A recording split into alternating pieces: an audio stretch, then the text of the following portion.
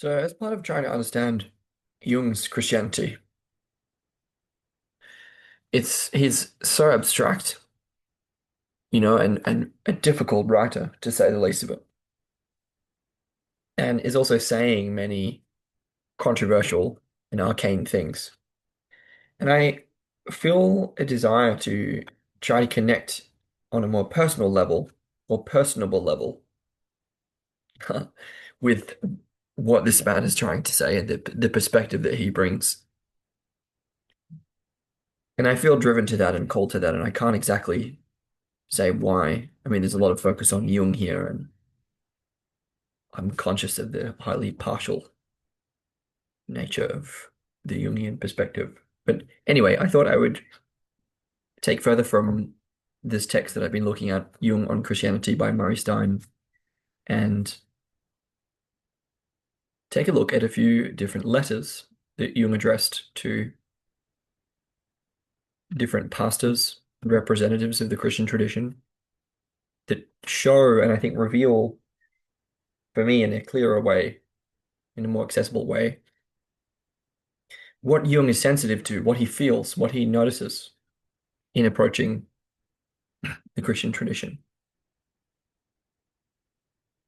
And I feel that that's important for at least me, not to say anyone else, to understand.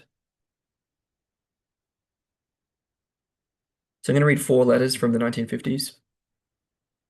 The first one is called The Experience of Religious Realities.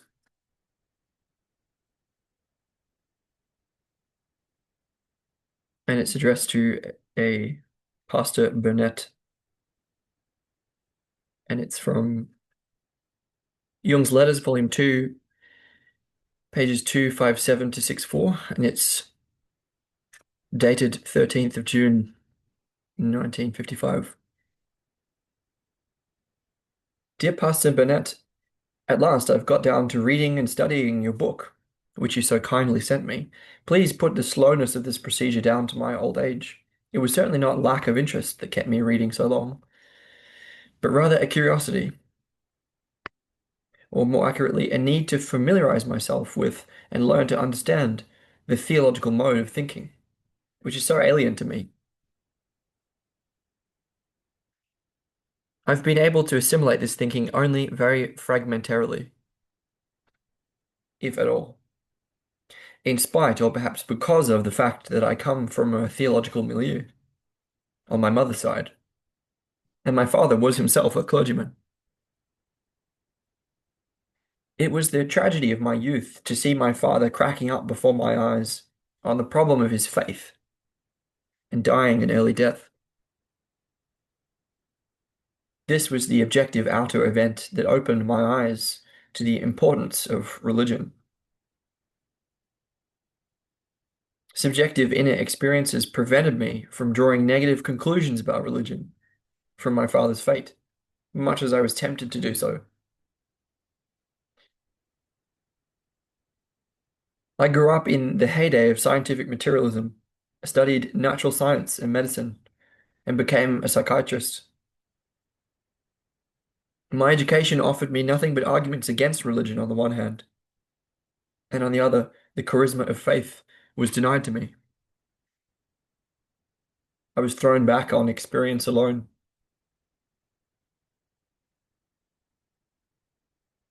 Always, Paul's experience on the road to Damascus hovered before me, and I asked myself how his fate would have fallen out but for his vision. Yet this experience came upon him while he was blindly pursuing his own way. As a young man, I drew the conclusion that you must obviously fulfill your destiny in order to get to the point where a donum gratiae might happen along.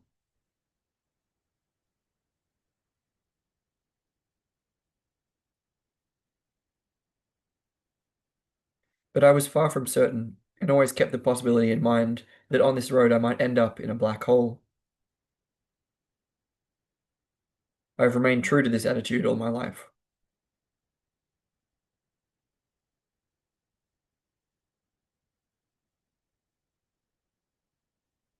From this, you can easily see the origin of my psychology.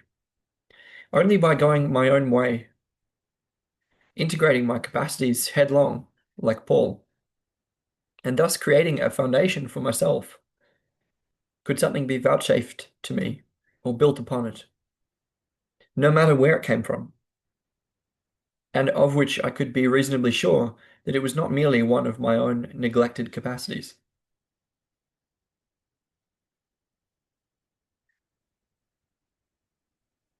The only way open to me was the experience of religious realities, which I had to accept without regard to their truth. In this matter, I have no criterion except the fact that they seem meaningful to me and harmonize with man's best utterances. I don't know whether the archetype is true or not. I only know that it lives and that I have not made it.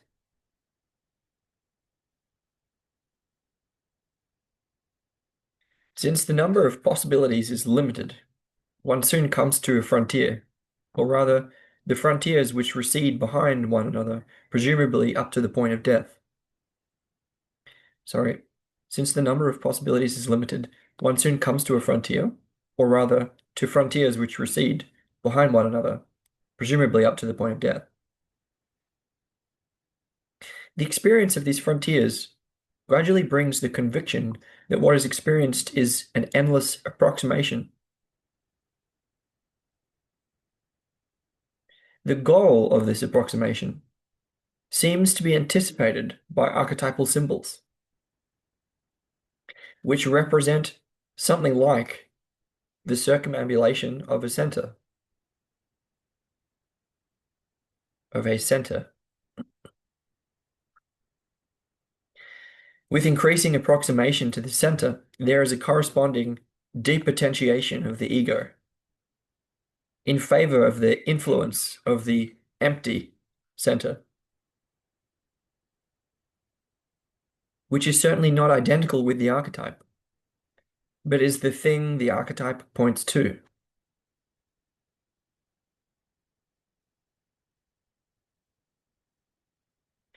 As the Chinese would say, the archetype is only the name of Tao, not Tao itself.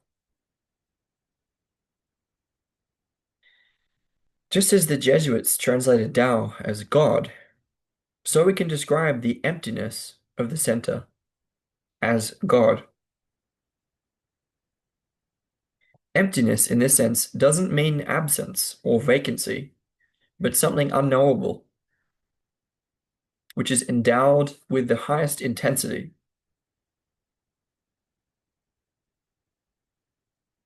If I call this unknowable the self, all that has happened is that the effects of the unknowable have been given an aggregate name, but its contents are not affected in any way. An indeterminably large part of my own being is included in it. But because this part is the unconscious, I cannot indicate its limits or its extent. The self is therefore a borderline concept, not by any means filled out with the known psychic processes. On the one hand, it includes the phenomena of synchronicity. On the other, its archetype is embedded in the brain structure and is physiologically verifiable. Through electrical stimulation of a certain area of the brainstem of an epileptic, it's possible to produce mandala visions.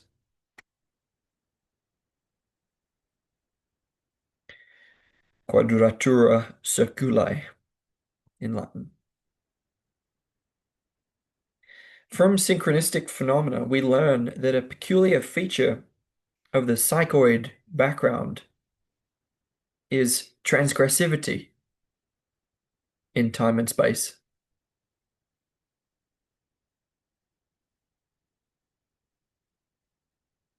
Just briefly, the term psychoid refers to the non-exclusively psychic nature of the archetype, Later in his career, Jung understood the archetype as being both psychic but also literally physical.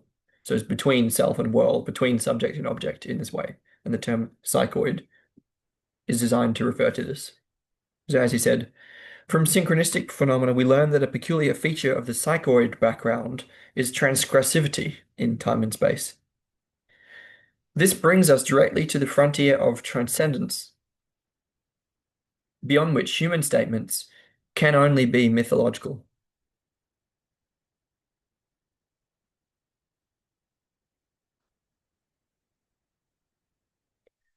The whole course of individuation is dialectical,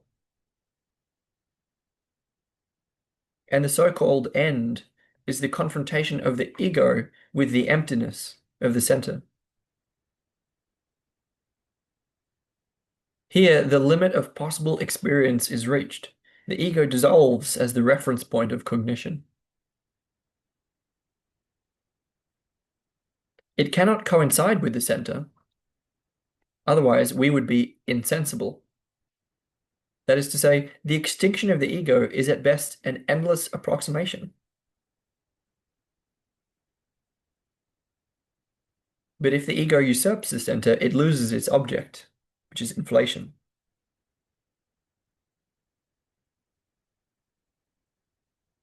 Even though you add to my ultimate and absolute ultimate,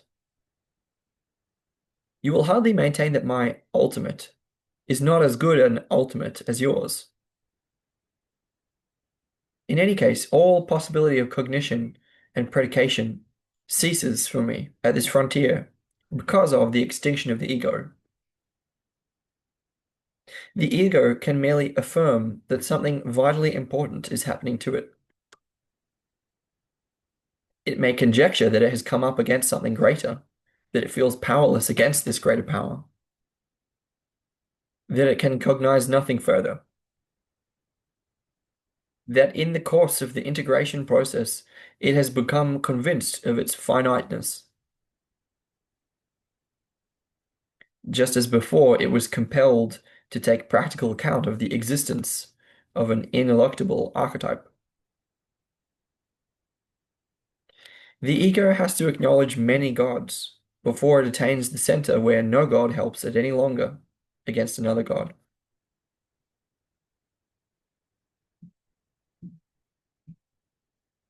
It now occurs to me, and I hope I'm not deceiving myself, that from the point where you introduce the absolute ultimate, which is meant to replace my descriptive concept of the self by an empty abstraction,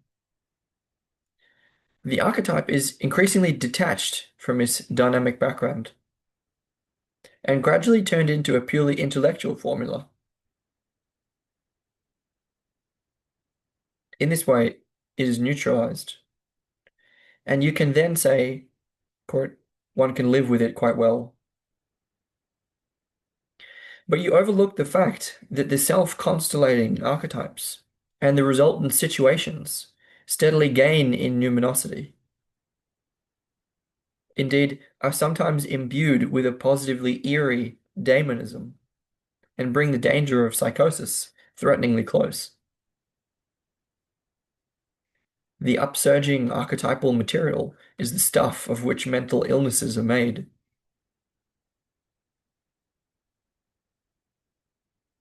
In the individuation process, the ego is brought face to face with an unknown superior power, which is likely to cut the ground from under its feet and blow consciousness to bits. And the archetype is not just the formal condition for mythological statements, but an overwhelming force, comparable to nothing I know.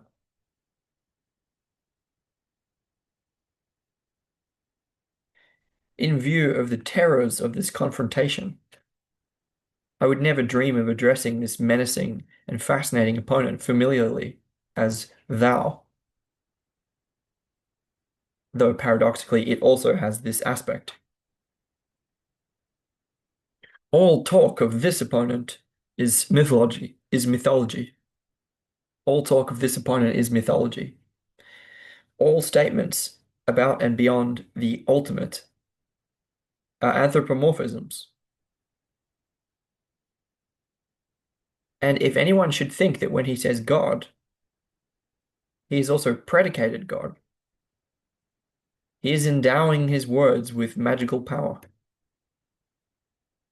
Quote, like a primitive, he is incapable of distinguishing the verbal image from reality. In one breath, he will endorse the statement, Deus est ineffabilus, God is ineffable, without a thought. But in the next, he will be speaking of God as though he could express him.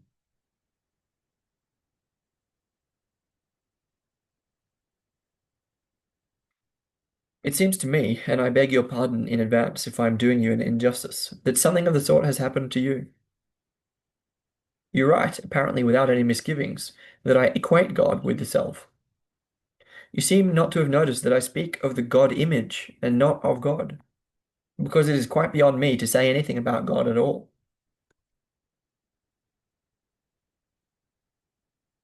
It is more than astonishing that you have failed to perceive this fundamental distinction. It is shattering.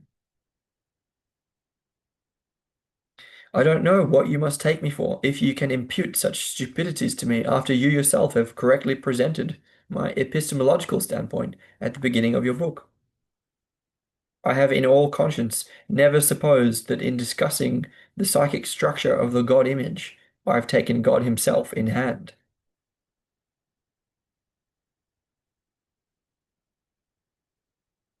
I am not a word magician or word fetishist who thinks he can posit or call up a metaphysical reality with his incantations.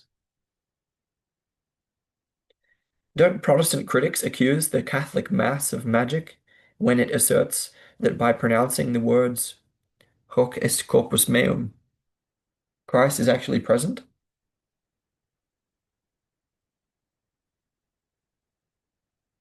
In answer to Job and elsewhere, I'm always explicitly speaking of the God image.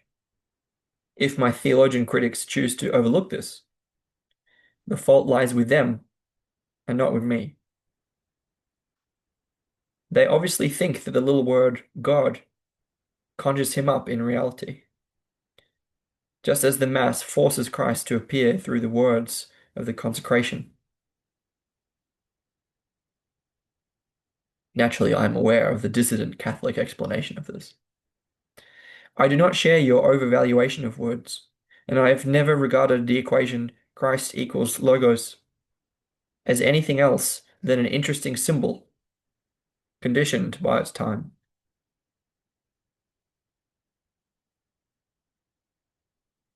This credulity and entrapment in words is becoming more and more striking nowadays.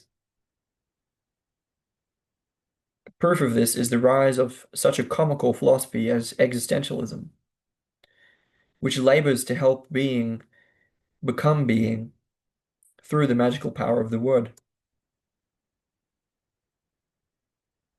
People still believe that they can posit or replace reality by words, or that something has happened when a thing is given a different name. If I call the ultimate the self, and you call it the absolute ultimate, its ultimateness is not changed one whit. The name means far less to me than the view associated with it. You seem to think that I enjoy romping about in a circus of archetypal figures, and that I take them for ultimate realities which block my view of the ineffable. They guide, but they also mislead. How much I reserve my criticism for them, you can see in answer to Job, where I subject archetypal statements to what you call blasphemous criticism. The very fact that you consider this critique of anthropomorphisms worthy of condemnation proves how strongly you are bound to these psychic products by word magic. If theologians think that whenever they say God, then God is, they're deifying anthropomorphisms. psychic structures, and myths. This is exactly what I don't do. For I must repeat, I speak exclusively of the God image in answer to Job. Who talks of divine knowledge and divine revelation? Certainly not me. Ultimately, I've really reached the ultimate with my presumptuous anthropomorphisms, which feign knowledge and revelation.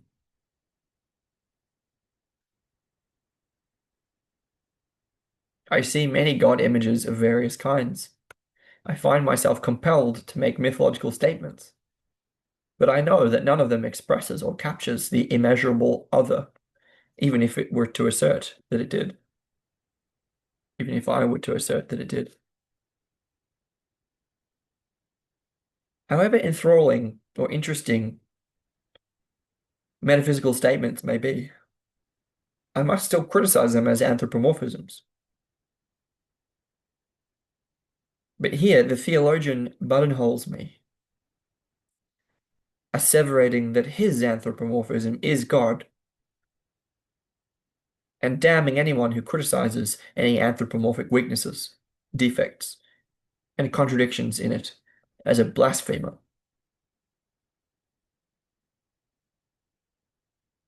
It is not God who is insulted by the worm, but the theologian, who can't or won't admit that his concept is anthropomorphic. With this, he puts an end to the much-needed discussion and understanding of religious statements. Just as Boltzmann's demythologizing procedure stops at the point where the demagicking of words no longer seems advisable to him, so the theologian treats exactly the same concept as mythological, i.e., anthropomorphic at one moment, and as an inviolable taboo at the next.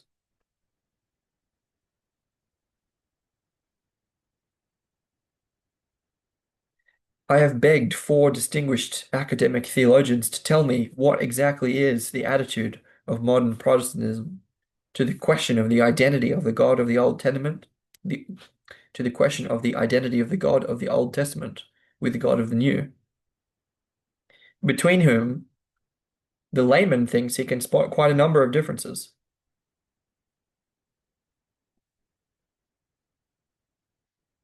The question is so harmless that it's like asking what the difference is between Freud's view of the unconscious and mine. Two didn't answer at all, despite repeated requests. The third told me that there was no longer any talk of God in the theological literature of the last 20 years anyway. The fourth said the question was very easy to answer. Yahweh was simply a somewhat archaic God concept in comparison with that of the New Testament. Whereupon I replied, look, my dear professor, this is just the kind of psychologism the theologians accuse me of. Suddenly, the divine revelation in the Old Testament is nothing but an archaic concept, and the revelation of the New Testament is simply a modern one. But the next moment, this same revelation is God Himself and no concept at all. So, you ride the hobby horse of your choice. In order to do away with such tricks, I stick to my proposal that we take all talk of God as mythological and discuss these mythologisms honestly. As soon as we open our mouths, we speak in traditional verbal images. And even when we merely think, we think in age-old psychic structures.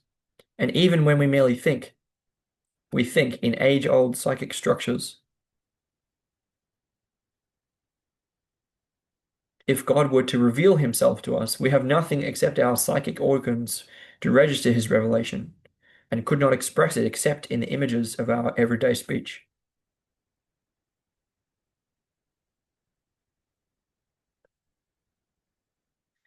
Let the Protestant theologian therefore abandon his hieratic word magic and his alleged knowledge of God through faith, and admit to the layman that he is mythologizing and is just as incapable as he is of expressing God himself. Let him not vilify and condemn and twist the arguments of others, who are struggling just as earnestly to understand the mysteries of religion, even if he finds these arguments personally disagreeable or wrong in themselves.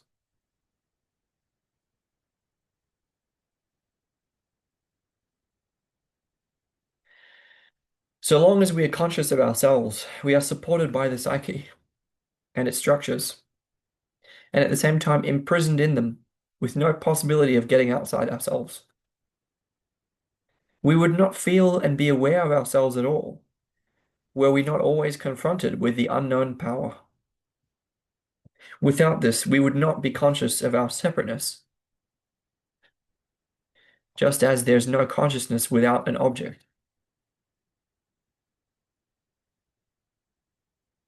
We are not delivered from the sin of mythologizing by saying that we are saved or redeemed through the revelation of God in Christ. For this is simply another mythologium, which does, however, contain a certain psychological truth. Consequently, we can understand the feeling of redemption, which is bound up with this mythologium. But the statement, revelation in Christ, merely affirms that a myth of this kind exists, which evidently belongs to the symbolism of the self.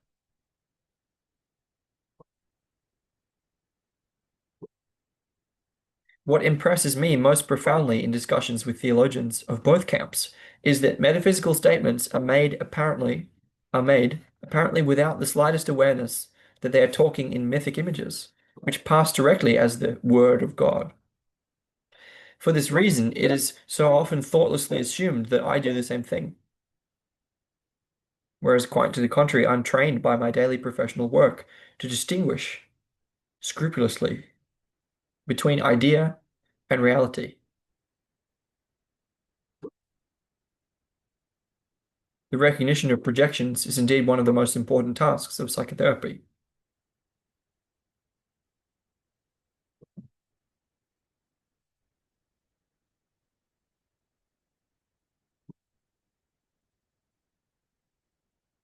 I've read your erudite book with great interest and profit, and find it all the more regrettable that in spite of your admirably objective presentation of my standpoint at the beginning, you nevertheless go off the rails at the end. You think I have deviated from my epistemological position in answer to Job. Had you read the introduction, you could never have pronounced this false judgment. I can understand very well that you are shocked by the book. I was too, and by the original Job into the bargain. I feel that you have in general too poor an opinion of me when you charge me with the arrogance of wanting to write an exegesis of Job. I don't know a word of Hebrew. As a layman, I've only tried to read the translated text with psychological common sense, on the assumption, certainly, that I'm dealing with anthropomorphisms and not with magical words that conjure up God himself. If in the Jewish commentaries the high priest takes the liberty of admonishing Adonai to remember his good rather than his bad qualities, it is no longer so shocking if I avail myself of a similar criticism, especially as I am not even addressing Adonai as the high priest did, but merely the anthropomorphic God image, and expressly refrain from all metaphysical utterances, which the high priest did not. You will scarcely suppose that, despite my assurance to the contrary, the mere pronouncing of God's name conjures up God himself.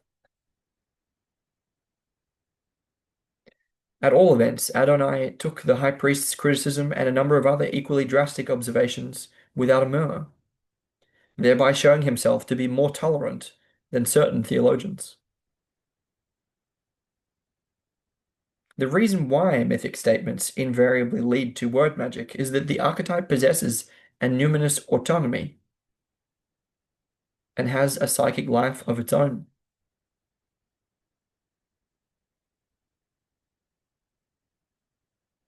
The reason why mythic statements invariably lead to word magic is that the archetype, the self, possesses a numinous autonomy and has a psychic life of its own.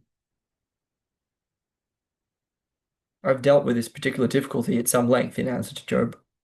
Perhaps I may remark in conclusion that the theory of archetypes is more difficult. and I'm not quite so stupid as you apparently think. I cannot omit to thank you all the same for the great trouble you've taken in going into my proposition so thoroughly. It's obvious that this cannot be done without difficulties and misunderstandings, especially in view of the fact that our age is still, for the most part, trapped in its belief in words. Ancient Greece was on an even lower level, as the term phrenes, with its psychic connotation, shows. The Indians of New Mexico still think in the heart and not in the head. Tantra Yoga gives the classical localization of thought.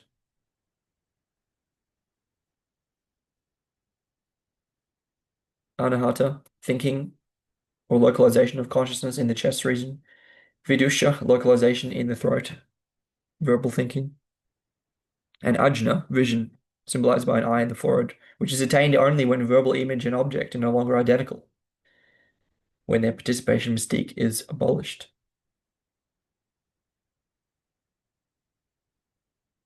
I have this advance of human consciousness particularly at heart. It is a difficult task to which I have devoted all my life's work. This is the reason why I venture to plague you with such a long letter. Yours sincerely, C.G. Jung.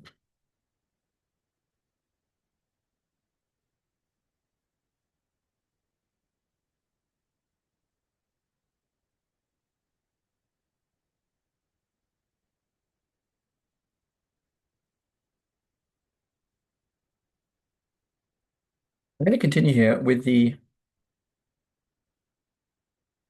very next page, which is only 3 pages long.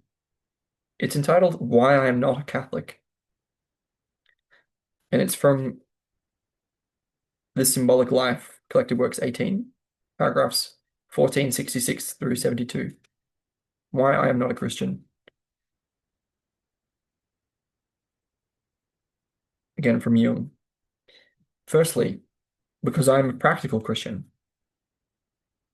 to whom love and justice to his brother mean more than dogmatic speculations, about whose ultimate truth or untruth no human being can ever have certain knowledge.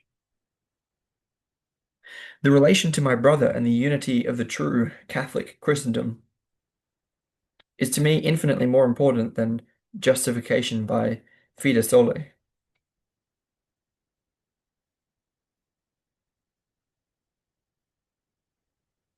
As a Christian, I have to share the burden of my brother's wrongness, and that is most heavy when I do not know whether in the end he is not more right than I. I hold it to be immoral, in any case entirely unchristian, to put my brother in the wrong, i.e., to call him fool, ass, spiteful, obdurate, etc., simply because I suppose myself to be in possession of the absolute truth. Every totalitarian claim gradually isolates itself because it excludes so many people as defectors, lost, fallen, apostate, heretic, and so forth. The totalitarian maneuvers himself into a corner, no matter how large his original following. I hold all confessionalism to be completely unchristian.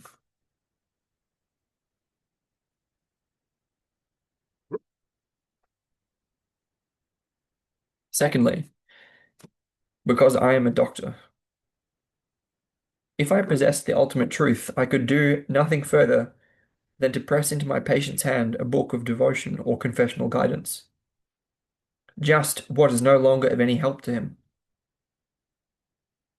Just what is of no longer any help to him. When, on the other hand, I discover in his untruth a truth, in his confusion and order, in his lostness something that has been found, then I've helped him. This requires an incomparably greater self-abnegation and self-surrender for my brother's sake than if I assessed, correctly from the standpoint of one confession, the motivations of another.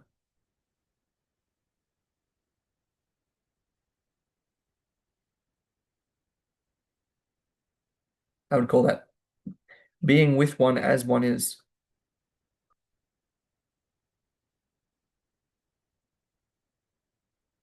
You underestimate the immense number of those of goodwill, but to whom confessionalism blocks the doors. A Christian has to concern himself, especially if he is a physician of souls, with the spirituality of the reputedly unspiritual. And he can do this only if he speaks their language, and certainly not if, in the deterrent way of confessionalism, he sounds the kergmatic trumpet, hoarse with age. Whoever talks in today's world of an absolute and single truth is speaking in an obsolete dialect, and not in any way in the language of mankind.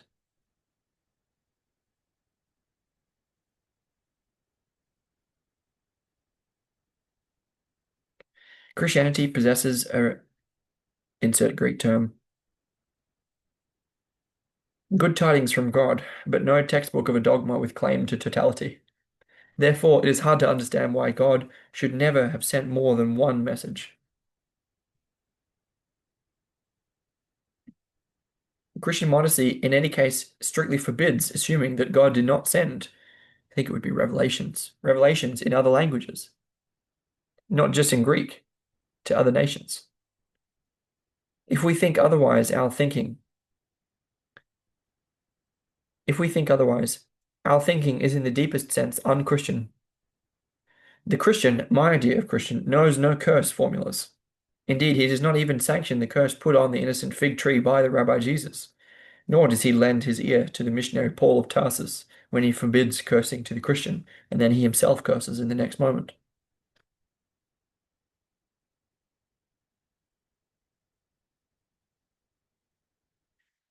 And thirdly, because I'm a man of science, the Catholic doctrine, as you present it to me so splendidly, is familiar to me to that extent.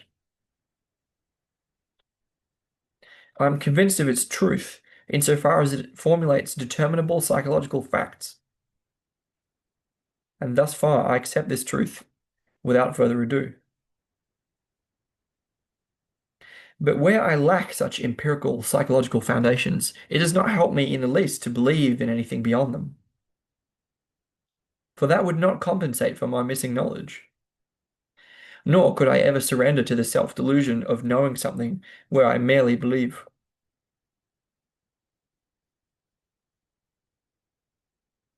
I am now nearly 70 years old, but the charisma of belief has never arisen in me. Perhaps I am too overweening, too conceited. Perhaps you are right in thinking that the cosmos circles around the god Jung. But in any case, I've never succeeded in thinking that what I believe, feel, think, and understand is the only and final truth, and that I enjoy the unspeakable privilege of godlikeness by being the possessor of the sole truth.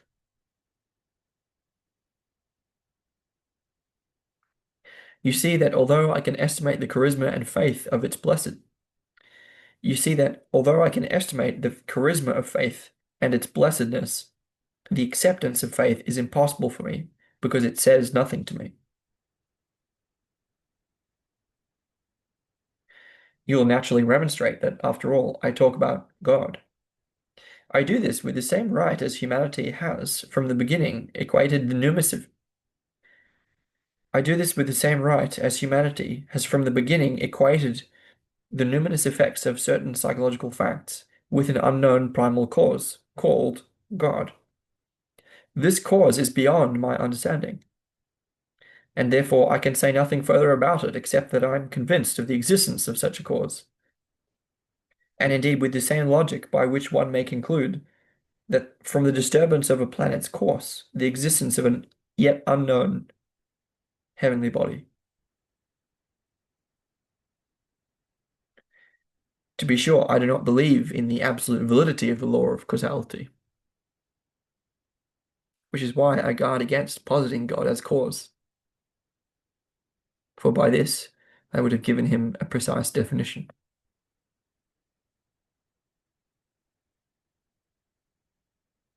Such restraint is surely an offense to confessors of the faith. But according to the fundamental Christian commandment, I must not only bear with and understand my schismatic Protestant brother, but also my brothers in Arabia and India. They too have received, they too have received strange but no less notable tidings, which it is my obligation to understand. As a European, I am burdened most heavily by my unexpectedly dark brother, who confronts me with his anti-Christian neo-paganism. This extends far beyond the borders of Germany as the most pernicious schism that has ever beset Christianity. And although I deny it 1,000 times, it is also in me. One cannot come to terms with this conflict by imputing wrong to someone else and the undoubted right to oneself. This conflict I can solve first of all only within myself and not in another.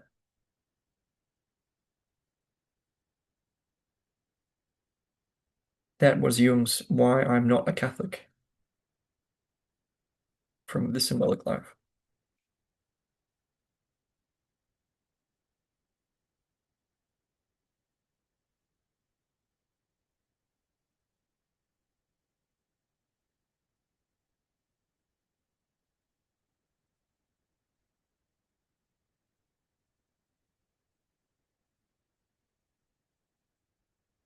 I'm going to include here a section called The Symbolism of the Cross from Dream Analysis,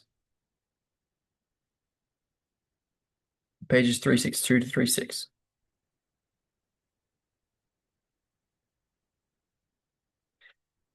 Someone named Dr. Barrett asks Jung a question. Sorry, it's a statement which says, in man's tendency to anthropomorphize all his conceptions of life, he makes his own figure the form of the cross. Jung says, so you would say the cross is man as the source of mana, psychic power? Do you mean something like this? Man certainly experiences himself as a creator in sexuality. Sex is the union of two different principles. The sexual act is the meeting of two opposing directions. The association of the cross and sexuality is shown by the phallic crosses, which Dr. Barrett has mentioned. So, inasmuch as life springs from sex, man feels himself a life giver through sexuality. Another source of life, fertility, is the earth. To early primitive man, the earth was flat, and they saw its horizon as a circle. In the more advanced civilization of the North American Indians, the earth is represented as a circle, and they put in the four cardinal directions. The observer is naturally always in the center of that circle or cross. Thus one arrives again at the symbol of the cross within the circle. If the figure of man represents a cross, the circle around it most probably represents the horizon. Or it might also be that it is a magic circle drawn around man as a mana figure. Mana figures are always, in a way, taboo. I fancy that in some such way the so-called sun wheel originated. The mana of man, of the earth, of the tree, and so on, life in every form, was represented by the cross and the circle, apparently on account of the similarity of the form of man and the tree with a cross. And concerning the earth, on account of the partition of the horizon.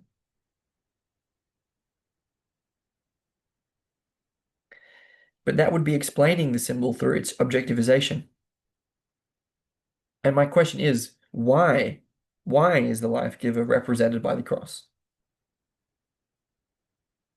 It not only symbolizes the sun, S-U-N, it symbolizes sex, or the points of the horizon, or the human form. But they do not all necessarily suggest the cross. It's not very clear why it should stand for all these mana objects. Take peculiar electric phenomena like lightning, polar lights, and so on. They all have to do with electricity. But what is electricity? The cross designates the essence of all these objects, as electricity designates the essence, the force or power in all its different manifestations.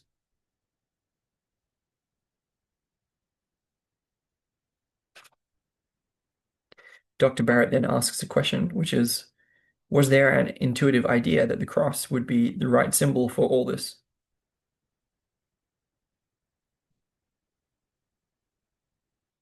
And Carrie Bain says, do you not have to go back to the original vision of the primitive man, to intuition?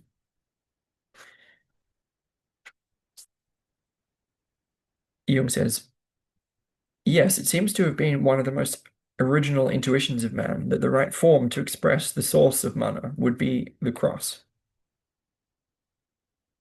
Plato says in the Timaeus that when the demiurgus created the world, he divided it into four parts, and then he sewed them together again, four seams in the form of the cross. Here, the origin of the world is connected with the sign of the cross, the original act of giving life. Pythagoras, who is earlier than Plato, says that the fundamental number is four, the tetrakis. The tetraktis, which was considered by the Pythagoreans as a mystical entity. In Egypt, the eight was the most sacred company of the gods, the Ogdoads, group of eights.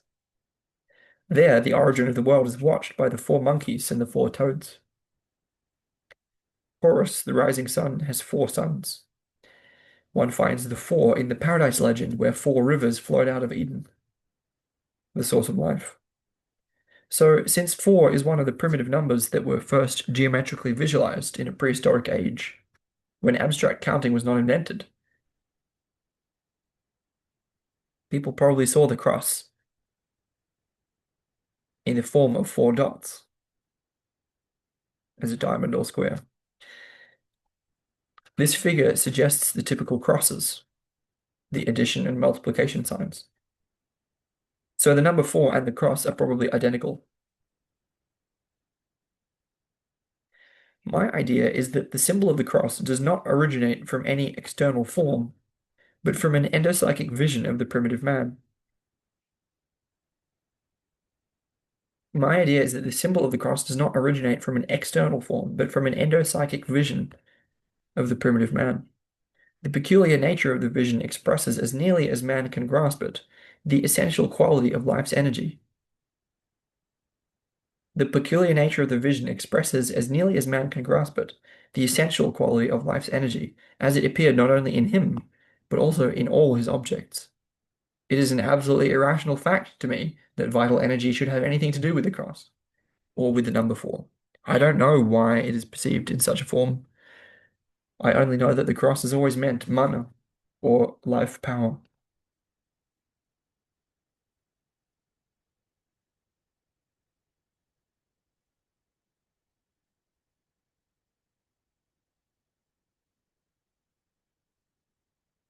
Okay, and I'll come back with the 3 other letters.